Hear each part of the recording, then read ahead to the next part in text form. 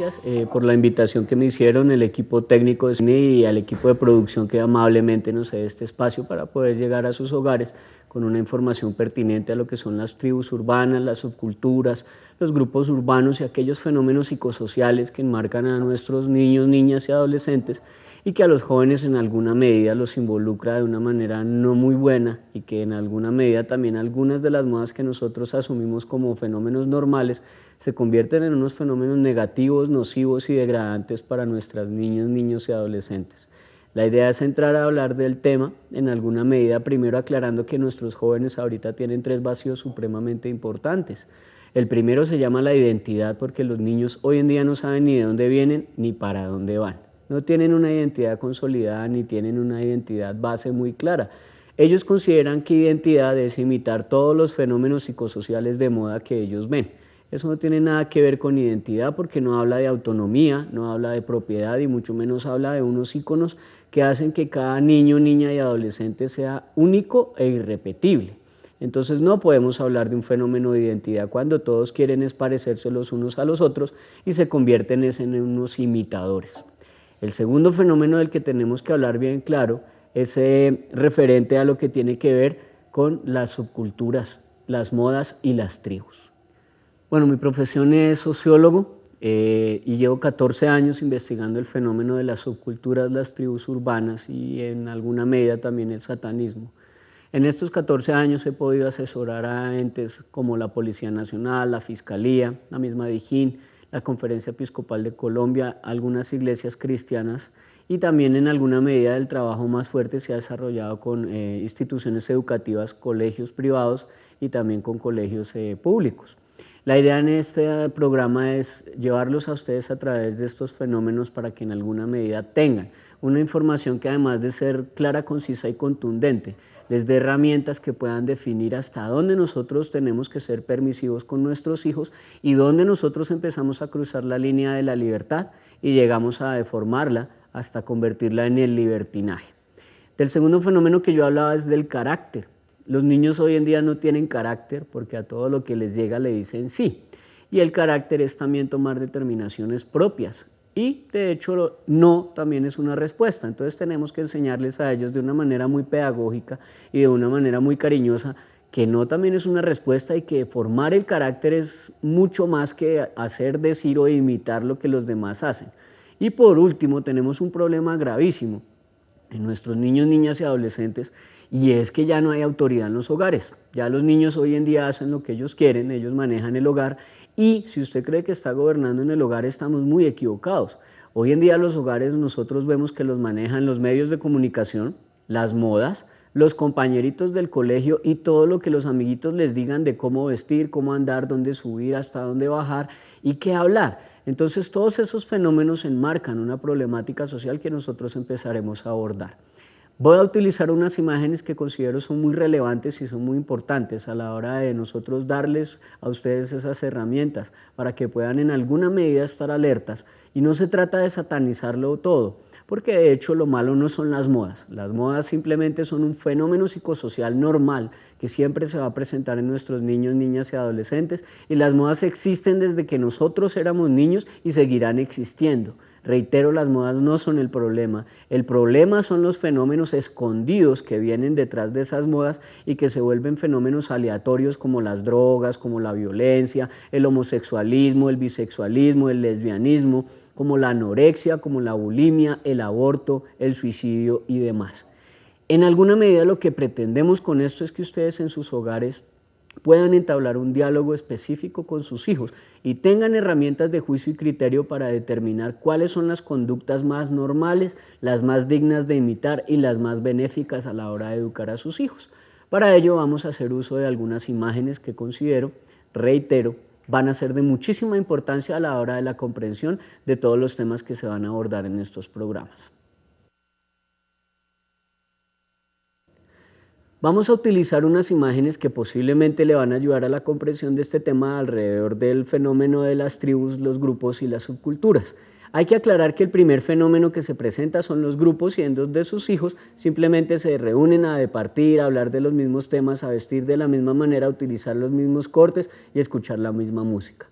Después viene un segundo fenómeno o la segunda etapa que se llama la subcultura o la moda, donde ellos simplemente ya acuden a la internet, a los medios masivos de comunicación y a todo lo que tiene que ver de moda, simplemente lo involucran como parte de su identidad.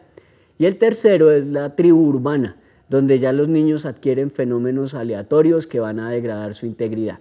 Vamos a hablar un poquito de lo que habla de ley. La ley de los garantes, que es una ley que muchos padres de familia desconocen, dice que bajo el título de acción y omisión, que se constituye como el artículo 25 del Código Penal del 2000 o ley 599, reza lo siguiente: la conducta punible o el delito puede ser realizada por acción o por omisión.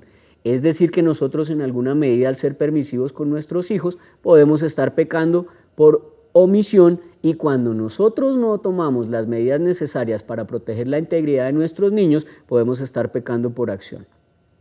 Dice la ley que quien tuviera el deber jurídico de impedir un resultado perteneciente a una descripción típica y no lo llevare a cabo estando en posibilidad de hacerlo, quedará sujeto a la pena contemplada en la respectiva norma penal, es decir, que está cometiendo un delito. Son constitutivas de posiciones de garantía las siguientes situaciones, es decir, que nos constituye como merecedores de la aplicación de esta ley. Cuando se asume voluntariamente la protección real de una persona o de una fuente de riesgo dentro del propio ámbito de dominio, es decir, nuestros hijos. Segundo, cuando existe una estrecha relación o comunidad de vida entre personas, es decir, la familia. El tercero, cuando se emprende la realización de una actividad riesgosa por varias personas, en este caso puede ser la familia, la institución educativa o símil. Y el cuarto, que es el más importante, cuando ya se haya creado precedentemente una situación antijurídica de riesgo o un delito próximo para el bien jurídico correspondiente, que en este caso son nuestros niños, niñas y adolescentes. Esta gráfica nos presenta un libro que usted puede adquirir en cualquier librería cristiana y le va a abordar el tema de una manera más clara, concisa y contundente. Vamos a hablar de las subculturas ahora sí. Reitero que la primera fase es el grupo urbano, la segunda es la moda o la subcultura y la tercera fase simplemente es la tribu urbana, cuando ya se ha degradado, cuando ya hablamos de drogas, de violencia, de aborto, hablamos de homosexualidad, bisexualidad, cuando ya hablamos de suicidio, cuando hablamos de cualquier componente que dañe o que agreda la integridad de nuestros niñas y adolescentes. Todo aparece en 1930 y a partir de ahí surge el fenómeno de las tribus urbanas, los grupos urbanos y las modas, a través de un fenómeno que aparece en Jamaica en 1930 que se llama el Rastafari, donde aparece un fenómeno psicosocial que se llaman los Rudy Boys.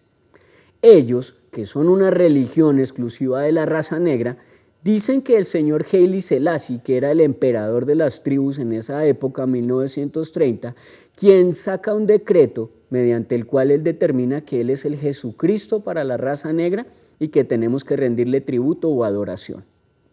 Este señor promueve el fenómeno del Rastaman, que es el negro que nosotros vemos a la mano izquierda de la imagen, que no tiene absolutamente nada que ver con los jóvenes que se dejan el cabello con las dreadlocks o las trenzas de los rastafaris. Aclaro, es un fenómeno religioso exclusivo de la raza negra, cuya Biblia se llama la Nebra Gash, y la Nebra Gash nunca habla de suciedad en el pelo, ni de crear piojos, y mucho menos habla de que sea una religión dirigida hacia los blancos, y tampoco tiene que ver con Bob Marley ni con el fenómeno de fumar marihuana. Reitero, ninguna de las líneas de la Nebra Gash o de la Biblia del Rastafari habla de consumo de drogas, de suciedad y mucho menos de alucinógenos. Por lo tanto, nosotros no podemos determinar que sea una tribu urbana, sino que simplemente es un fenómeno psicosocial que se copia en los Rudy Boys y los Rastafaris para dar lugar a una moda. Vuelvo y reitero, simplemente es exclusiva de la raza negra, es decir que Rastafaris blancos no existen. De ahí pasamos a los años 50, donde aparecen los mods o los modernos. Los mods o los modernos aparecen en Inglaterra utilizando ropa en esa época de marca, ropa de paño, y utilizando las motos Vespa. Utilizaban las motos Vespa porque los trenes en Londres y en Inglaterra tenían un determinado horario que no les permitía estar en sus discotecas y luego salir a tomar pues, el transporte público. Estos mods fueron de alguna manera influenciados por los Rudy Boys que vinieron de Jamaica a través de su fenómeno musical que se denomina el ska, y aparecen los scat o los hard mods, que empiezan a utilizar una estética que son las tirantas y los pantalones recortados o remangados con unas botas estilo militar.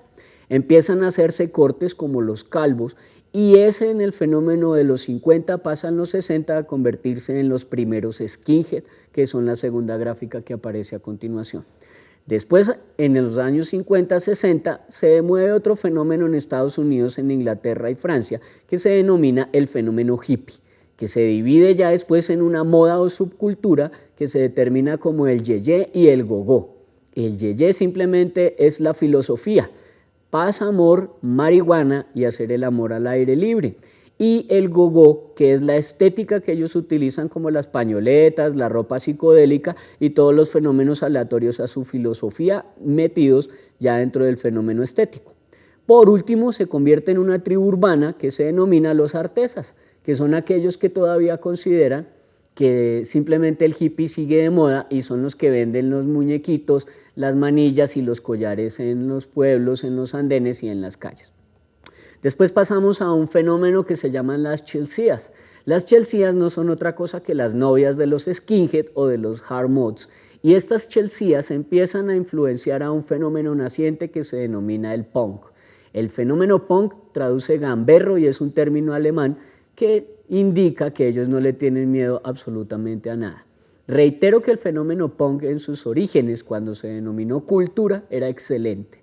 Sus 5 principios del punk era que uno tenía que estudiar, es el primero; el segundo, que tiene que ir en contra de toda la filosofía que le venden como verdades absolutas en los medios de comunicación, que es muy bueno; el tercero, que habla de que usted tiene que ir en contra del gobierno cuando el gobierno hace más ricos a los ricos y más pobres a los pobres; el cuarto punto es el que dice que nosotros supuestamente vivimos en una sociedad equilibrada o en una sociedad donde todos somos iguales, pero algunos tienen dinero y otros aguantan hambre. Y el quinto, que tenemos que ir en contra de todos esos fenómenos psicosociales que nos venden como verdades absolutas, pero a través de mejores ideas. Lo que no tiene nada que ver con las crestas, ni con la drogadicción, ni tiene nada que ver con los fenómenos de violencia que ejercen los ponquetos. Después aparece un fenómeno aleatorio que es una mezcla entre la Segunda Guerra Mundial y el fenómeno juvenil creciente del ponqueto y de los skinhead, y aparecen los neonazis, que son los seguidores de la esvástica o de Adolfo Hitler, que supuestamente promovía la raza pura o raza aria, que eran monos de 1,80, de ojos verdes o azules y de raza blanca, cuando Hitler era de cabello oscuro, de ojos oscuros y medía 1,60. Y la única raza pura que existe genéticamente es la raza negra. Todos los demás somos una mezcla de zambos, mulatos, mestizos, indígenas y demás. Después aparece en los 80 el fenómeno disco, que es el que se toma las discotecas con los afros y con las vestimentas psicodélicas llenas de colores. Aleatorio a eso hay un retorno de los skinhead, que ya se vuelven violentos y ya niegan su origen. El origen, reitero, del skinhead fue el ska. Ahora los skinheads se vuelven racistas y empiezan a golpear a los negros, a los indígenas y a todos aquellos que no consideren de su supuesta raza pura y de su fenómeno psicosocial creciente. Aparecen de la mano de estos un fenómeno que se denomina las pelolais. Las pelolais son las niñas que le rinden culto al cabello y que en todos los fenómenos que se mueven alrededor de ellas siempre está la moda, salir de compras y mostrar siempre un fenómeno de exhibir el cuerpo y de estar siempre con el cabello lacio o a la moda. Además tienen un problema gravísimo y son las niñas que empiezan a consumir el popper. El popper es la droga que en este momento desplazó a la cocaína, la marihuana, el bazuco y el boxer. El popper es el etiletrílico y es un químico que tiene unos vapores 5 veces más fuertes que el thinner. Los niños simplemente lo inhalan y ya tienen una traba entre 1 y 3 horas. Este popper, lo que no saben los niños es que a las niñas les quema o les mata los óvulos y a los niños les degenera después de 1 año de consumo el esperma. Es decir, que los consumidores de popper lo único que pueden garantizar es que sus hijos vayan a salir con deformaciones del cuerpo, deformaciones mentales o enfermedades psicosociales, en alguna medida ciegos, sordos, mudos, con falta de algún miembro o con el síndrome de Down o el nuevo síndrome que aparece, que es el síndrome de Tiff. El símbolo o el icono que ellas manejan es un Jesucristo crucificado lleno de paquetes de compras, porque su icono es el cabello y estar de compras y estar a la moda. El artículo 19, en referencia a las drogas y el consumo de drogas en menores de edad, reitero, el artículo 19 de la Ley de Infancia y Adolescencia determina que los niños, niñas y adolescentes que hayan cometido una infracción a la ley, en este caso consumir drogas es una infracción a la ley, consumir alcohol es una infracción a la ley y consumir cigarrillo también se considera como una infracción a la ley por parte de menores de edad, tienen derecho a la rehabilitación y resocialización, por ende no pueden estar en las instituciones educativas, sino en los entes de rehabilitación y resocialización que mediante planes y programas garantizados por el Estado puedan resocializar a estos niños, niñas y adolescentes. Después de ese fenómeno, desde 1942 en adelante, aparece un fenómeno en la raza negra que es esclava y se llama el rayedi, que es donde ellos empiezan en alguna medida a utilizar sus cantos tribales o sus cantos religiosos, que acompañan con sus palmas porque no tienen instrumentos ni dinero para comprarlos y también lo acompañan con semillas de calabaza. Empiezan a generar unas coplas o unos cánticos que luego se vienen a denominar el rap o Rhapsodian American Poetry, lo que significa y traduce que en Latinoamérica no existe ningún rapero. No se denominan raperos, no se llaman raperos, se llaman copleros o se llaman cantores, porque el rap es único y exclusivo de la raza negra y es el fenómeno musical que genera en alguna medida un icono de identificación de los negros que son esclavos o muy pobres o que simplemente son de Estados Unidos, en los estados de New Jersey, de Washington, de New Orleans y todos estos estados que luego al norte empiezan a hablar de la libertad de los esclavos para generar lo que denominamos hoy la cultura hip hop, que también es una copia o imitación del fenómeno Rudy Boy del ska jamaiquino. Este fenómeno después se genera como las gingas en el Brasil, que no se puede confundir con la favela. La favela es el lugar geográfico, pero la ginga es la pandilla. Y en México, en Honduras y Nicaragua ya se constituyen como las maras, que simplemente tienen unos iconos de identificación que es tatuarse todo el cuerpo en alusión a la yakuza japonesa. Estos son los fenómenos psicosociales que enmarcan dentro de un origen de la raza negra. Listo, arrancamos después.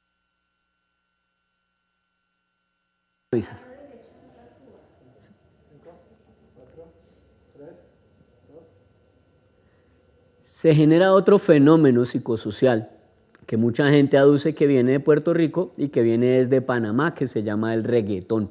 Los reggaetoneros no son boricuas, son panameños y los verdaderos papás del reggaetón no son ni Don Omar, ni Daddy Yankee, ni Héctor y Tito, ni Wisin y Yandel, ni ninguno de estos intérpretes. Los verdaderos papás del reggaetón se llaman La Factoría, que es un grupo panameño que hace 14 años mezcló las tornamesas de unos DJs con la música isleña y con la música de las Antillas, que en Panamá se convirtió después en el fenómeno del reggaetón, que no tuvo ningún fruto, pero que luego subió a Puerto Rico y se convirtió en el reggaetón, que se divide en 4 géneros: perreo, bellaqueo, sandungueo y el mismo reggaetón. El bellaqueo se realiza únicamente entre parejas de esposos y es cuando la esposa, sin usar ropa interior, baila con el esposo con la luz muy bajita y la música a todo volumen en el género del bellaqueo, que es el que canta Ivy Queen. De estos reggaetoneros que ya pasan de moda, hace más o menos unos 9 meses, aparece un fenómeno que se denomina los Pokémones. Pokémones en alusión a este muñequito que se llama Pikachu, que tiene un amigo que se llama Ash y cuyos animales son una mezcla de no sabemos qué. Este Pikachu, por ejemplo, es la mezcla como de rata, con perro, con cable eléctrico y con otros adminículos que no sabemos qué son. Los Pokémones son los niños que se empiezan a maquillar los labios, se maquillan las cejas, se maquillan los ojos, se aplican polvos como las niñas, se dejan el cabello largo en flequitos, usan pañoletas y se visten como los emo, pero copian solamente su estética porque escuchan música de plancha, escuchan reggaetón, escuchan metal, escuchan electrónica, escuchan tecno, escuchan música ranchera y hasta música de plancha. Las niñas se copian o imitan un icono, que son las manillas y las hebillitas de colores, y los piercing, que simplemente lo copian o lo imitan del fenómeno Candy. Recordemos que el fenómeno Candy eran las niñas que tenían manillitas de todos los colores y collares de todos los colores y que tenían un chupo en el cuello. Pues el fenómeno Candy viene del Brasil. Ese fenómeno hace alusión a las garotas, que son las señoras que bailan en unas carrozas desnudas y que solamente utilizan los collares y las manillas de colores. Las niñas cambian las plumas que las garotas usan por hebillas y utilizan las mismas manillas. Otro icono que tienen los Pokémones, que no es muy digno de imitar y que muchos padres de familia desconocen, es que usan los pantalones a media cadera o a media nalga. Ellos no son un grupo consolidado y simplemente son la imitación o copia de los niños que salieron de las famosas chiquitecas. Este modelo o estética o icono de utilizar los pantalones a media nalga es un gesto utilizado por los homosexuales de las cárceles. Es decir, el homosexual en la cárcel solo tiene relaciones sexuales con un señor que se denomina el cacique, pero cuando el homosexual quiere tener relaciones sexuales con otro preso, se pone los pantalones a media nalga mostrando los pantaloncillos o mostrando la rayita, y con ese icono está indicando que está listo para tener una relación homosexual. Después de este fenómeno nosotros hablamos de el metal. Del metal es mucho lo que se habla y la mayoría es una información sesgada. El metal se origina en los druidas y los celtas. Los druidas y los celtas son unas tribus antiquísimas que tenían en su vestuario el cabello largo, porque el cabello largo para ellos significaba poder y fuerza, y le rendían culto y tributo a un árbol de ébano negro. Ese culto o tributo o esa religión que manejaban tenía una ceremonia tribal donde ellos empezaban a gritar de una manera gutural con unos tambores muy frenéticos y movían las cabezas de adelante hacia atrás de una manera muy fuerte, con unos gritos obscenos y alaridos donde ellos invocaban el poder de la naturaleza y de la fuerza. Además de eso, colgaban 12 mujeres vírgenes en este árbol, las desollaban vivas y les prendían candela por aquello de que la sangre es combustible. Mientras las mujeres iban muriendo, ellos hacían sus cánticos y sus gritos y moviendo la cabeza invocaban a los espíritus de la naturaleza que les daban fuerza. Después ese fenómeno se convirtió en lo que hoy nosotros denominamos el metal o el heavy o el hard rock. Ese fenómeno empieza a generar unos grupos de música que después empiezan a utilizar iconos como el Baphomet o utilizan la cabeza del macho cabrio, también utilizan la cruz invertida por aquello de que supuestamente traduce el anticristo, pero la cruz invertida no tiene nada que ver con el anticristo, simplemente es un icono de ignorancia. Para las personas que han leído el canon judeocristiano que se llama la Biblia, recordemos que Pedro pidió ser crucificado de cabeza porque no se sentía digno de ser crucificado como su maestro. Este fenómeno metal después degenera en más o menos otros 14 géneros musicales donde aparece el black, el death, el speed, el hardcore, el neocore, el drum, el split, el ácido, y después genera con la mezcla del ragedy otra música que aparece que nosotros conocemos hoy en día como los góticos o la cultura gore o los góticos dark o simplemente los que creen que son vampiros y que se basan en la hechicería, la brujería y los ritos satánicos. Estos metaleros siempre han sido un ícono de adoración de Satanás por su ropa negra. En Suecia, Dinamarca, Escandinavia y Francia, ellos adquieren ese ícono de brujería y de satanistas porque cuando Martín Lutero se separa de la Iglesia Católica, ellos simplemente empiezan a prenderle candela a las iglesias católicas porque no se creen católicos y también le prenden candela a las iglesias protestantes porque tampoco se creen protestantes. Estos metaleros son los que hacen como una filosofía que luego viaja para el Japón y se convierte en el fenómeno otaku y el fenómeno cosplay, del cual hablaremos en un próximo episodio. Retomamos con nuestro fenómeno de subculturas, tribus urbanas y grupos urbanos y quedamos en el episodio pasado o en el programa anterior en el fenómeno de los otaku y los cosplay, que no son otra cosa que los metaleros japoneses que empiezan a crear ya su propio género musical y empiezan ya a formar sus grupos y bandas. Estos se dividen en dos y lo que quiero que seamos muy capciosos es en la gráfica que tiene la niña, donde tiene un corazón en la mano, que es el icono de los otaku. Supuestamente es el corazón de Cristo, pero resulta que los japoneses no creen en el corazón de Cristo. Ese corazón está remendado, que traduce depresión o dolor, y también está gobernado por una calavera o muerte, que traduce suicidio. Ese es el verdadero origen del fenómeno emo y aparece en 1970 en Japón. Son los verdaderos papás del fenómeno emo, que simplemente es una degradación de los metaleros que viajan al Japón. Los otros son los cosplay, que son niños que se disfrazan de sus muñecos animados, como los dibujos que ellos encuentran en el anime. Entonces los vemos disfrazados de Sailor Moon, los vemos disfrazados de Caballeros del Zodiaco, los vemos disfrazados de Goku y de todos sus muñecos animados. El cosplay, cuando ya realiza las fiestas y ellos se reúnen para disfrazarse de sus muñecos animados japoneses, ya no se denomina cosplay, sino se denomina coslo, o las reuniones de los coslo, que son los que se disfrazan de sus muñecos preferidos. Este cosplay y este manga y este hentai, a partir del anime, que es el dibujo japonés, quiero que seamos muy capciosos también en las imágenes y nos daremos cuenta que siempre el dibujo anime o japonés o la caricatura japonesa va a traer caritas de niña, pero los cuerpos son muy eróticos sexuales. Y además de eso, siempre promueve las minifaldas y las medias de liguero, o sea, las medias arriba de la rodilla. Voy a hacer un paréntesis interesante para muchos padres de familia que de pronto no saben, que la estética de las prostitutas desde 1963, cuando en Alemania, en Ámsterdam, en Francia y en Suiza se determinó que la prostitución era un ícono de la profesión asumida como la prostitución ejercida, las prostitutas utilizaron las medias de liguero arriba de la rodilla y las minifaldas como la estética apropiada para su trabajo. ¿Por qué no utilizaban la liga? Porque era más fácil levantarse la falda y prestar el servicio. ¿Y por qué las medias de liguero? Porque es un icono erótico sexual. Entonces lo que hacen los muñequitos animados de los dibujos anime lo copian las niñas colegialas. Tanto que hoy en día los colegios usan el uniforme, las niñas minifaldas y medias de liguero arriba de la rodilla. Las niñas otaku o las otaku colegialas